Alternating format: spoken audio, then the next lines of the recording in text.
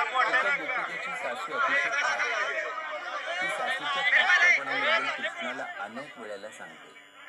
तरी कृष्ण त्या सासूला चुकवून त्या गोपिकेची भेट घेतोच.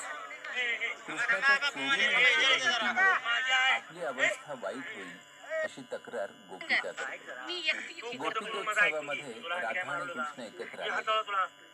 त्या तन्मयतेचं आणि तृप्तीचं मनोहर असं चित्र कविराय रामजोशीने एका लावणीमध्ये केलेलं आहे.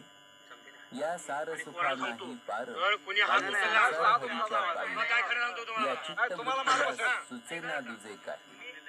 यामधली ही समर्पणाची किंवा विलीन होण्याची वृत्ती लक्षात घेण्यासारखी आहे.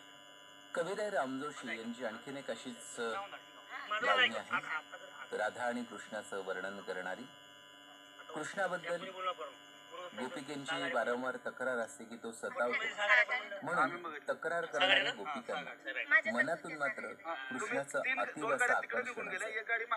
दूर होताना आम्ही कुशीत खेळून तुटली मर्जी ती गर्जी नको करू बळजोरी. कालच गडे मी अशी केली होती बोली, शिव नको अंगा करू नको दंगा वनमाळी. अशी ही कविराय रामजोशी यांनी त्या काळामध्ये लिहिलेली लावणी आहे. चला आपण आणखी एक लावणी ऐकूया.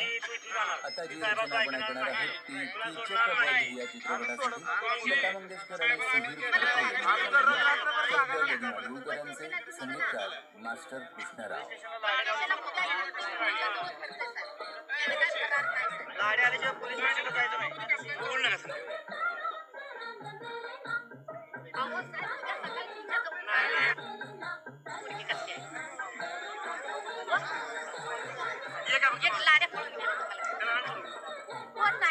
तुमची शपथ घेऊन आंबाबाईची शपथ घेऊन सांगते. एक लाड्या जीवासाठी